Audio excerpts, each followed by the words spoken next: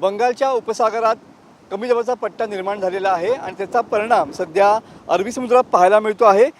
कोकण किनारपट्टीवरती सुद्धा कमी दाबाचं क्षेत्र यामुळे निर्माण झालेलं पाहायला मिळत आहे। किनारपट्टी भागात सध्या वादळसदृश परिस्थिती आहे आणि त्याचमुळे सध्या किनारपट्टी भागात ताशी 40 ते 50 किलोमीटर वेगाने या ठिकाणी वारे वाहत आहेत। किनारपट्टी भागातल्या लोकांना सध्या सतर्कतेचा इशारा दिलेला पाहायला मिळतो आहे। कोकण किनारपट्टी भागात सलग 5व्या दिवशी या ठिकाणी 3 नंबरचा बावटा लावण्यात आलेला आहे।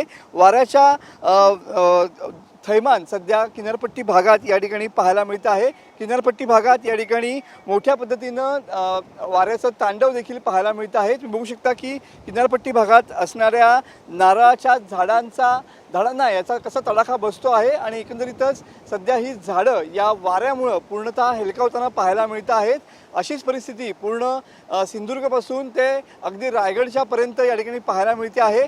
सध्या जे कमी दाबाचं क्षेत्र निर्माण झालेलं आहे त्यामुळे किनारपट्टी भागात वाऱ्याचा जोर वाढलेला आहे आणि त्याचमुळे किनारपट्टी भागात या ठिकाणी 3 नंबरचा बावटा लावण्यात आलेला पाहायला मिळतो आहे। म्हणजेच याचा अर्थ की किनारपट्टी भागातल्या लोकांनी सतर्कता बाळगावी।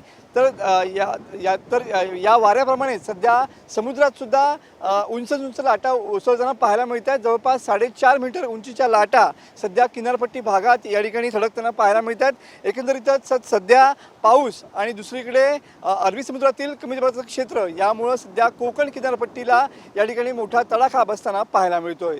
कॅमेरामन समित गजनेसह मनोज डेले, TV9 मराठी, रत्नागिरी।